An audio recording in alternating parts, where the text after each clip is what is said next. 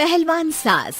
मधु की शादी के कुछ सालों में ही उसके पति की मृत्यु हो जाती है, जिसके बाद उसके ऊपर सास की जिम्मेदारी आ जाती है और वो अब अपनी सास के साथ घर में अकेली रहती है।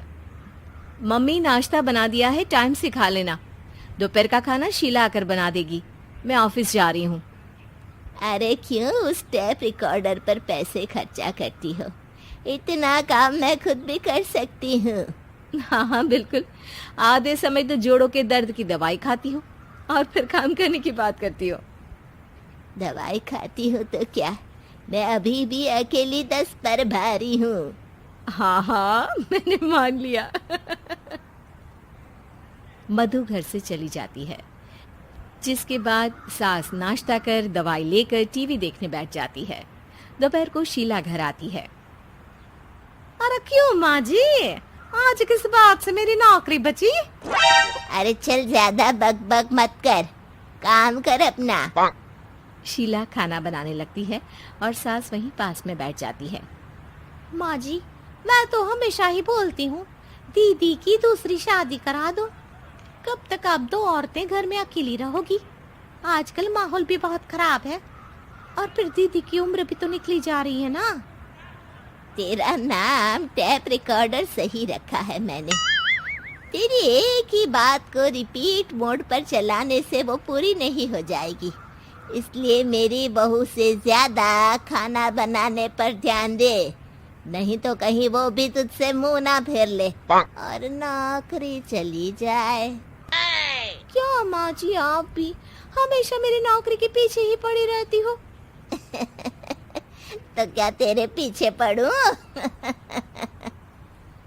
इसी तरह दोपहर से शाम हो जाती है और शीला अपना काम खत्म कर वापस चली जाती है। अब अकेली सास एक बार फिर टीवी देखने बैठ जाती है, जिसकी थोड़ी ही देर में मधु घर आ जाती है और सास बिना कोई देर किए शीला की बातें उसे बताने लगती है। मम्मी, आप भी ना किसी बच्चे से कम नहीं हो, जिसके पास हमेशा शीला को लेकर कोई ना कोई बात रहती ही है। अब बस भी करो ना, इतनी बुरी नहीं है बेचारी। अरे मैंने कब कहा बुरी है, बस उसकी बातें करके मुझे बड़ा मजा आता है। सास की बात पर हंसते हुए दोनों डिनर करने बैठती ही हैं कि लाइट चली जाती है। अंधेरे में मधु मोबाइल की फ्लैश लाइट जलाकर मोमबत्ती ढूंढने लगती है। तभी उसे हॉल में कुछ गिरने की आवाज आती है। मम्मी, आप अंधेरे में इधर उधर क्यों घूम रही हो?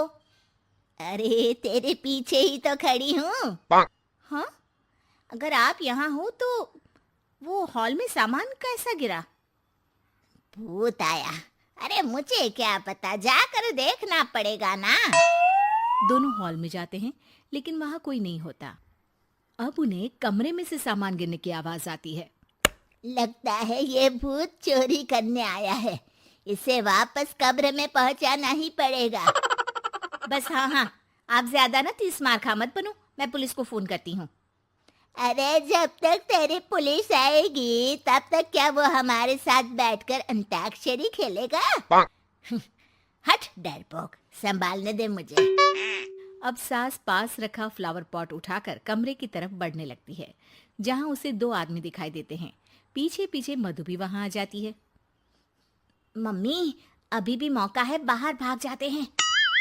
मधु की आवाज सुन चोर चौकन्ने हो जाते हैं। ओए तुम दोनों, जहां हो वहीं खड़ी रहना, नहीं तो दोनों को गोली मार दूंगा। अरे तुम दोनों अभी के अभी बाहर जाओ, नहीं तो मैं तुम्हें जिंदा नहीं छोड़ूंगी। ये बुढ़िया हमें धमकी दे रही है। अबे तुम दो अकेली अब लड़ते क्या कर लोगी? अरे जा भेजा, दोनों को बांध दे। जैसे ही दूसरा आदमी सास को पकड़ने उसके पास आता है, तो वो उसके सर पर फ्लावर पॉट मार देती है। उसके सर से खून बहने लगता है, जिसे देख दूसरा आदमी गन निकालकर हवा में गोली चला देता है, जिससे बचते हुए दोनों सास बहू वहां से भाग जाती हैं। अब वो तीनों एक दूसरे के आगे पीछे पूरे घर में भागने लगते हैं। मम्मी, आपने तो सच में उसे मार दिया। तो मजाक में कौन मारता है? और अभी तुम मेरे साथ ही रहना, नहीं तो पक्का मारी जाओगी। ये औरतों को कमजोर समझता है ना। आज इसे औरतों की ऐसी ताकत दिखाऊंगी कि ये आदमी पैदा होने पर शर्म करेगा। ये अचानक आपके अंदर झांसी की रानी कहाँ से जाग गई? वैसे तो हमेशा जोड़ों में दर्द बोलती रहती हो।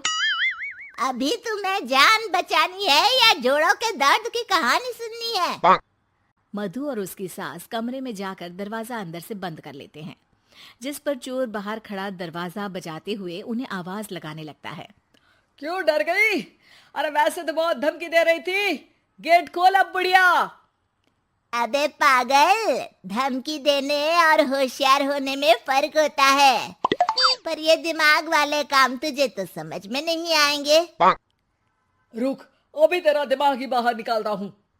ये कहते हुए चोर गोली चलाने ही वाला होता है कि सास अचानक दरवाजा खोलकर उसके मुंह पर परफ्यूम डाल देती है, जिससे चोर गन फेंककर दर्द से चिल्लाने लगता है। मम्मी, अरे बहुत दर्द हो रहा है, कोई बचाओ, इसे हटाओ प्लीज। मैं किसी को कुछ नहीं करूंगा।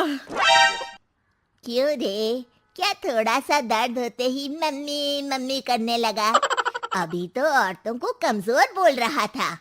भूलियो मत, एक औरत ने ही तुझे इस दुनिया में जन्म दिया है, और वो भी तुझे ये दर्द हो रहा है ना, उससे लाख गुना ज्यादा दर्द सहकर।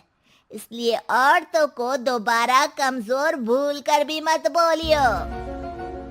वाह मम्मी, आपका ये रूप तो मुझे पता ही नहीं था। आपने तो कमाल ही कर दिया। कहा था ना, अकेली ही 10 पर भारी पड़ सकती हूँ। ये तो फिर भी 2 ही थे। इतनी देर में पुलिस भी वहां पहुंच जाती है। आ गए आप, कर लो इन्हें अरेस्ट और जेल में बैठकर अंताक्षरी खेलना।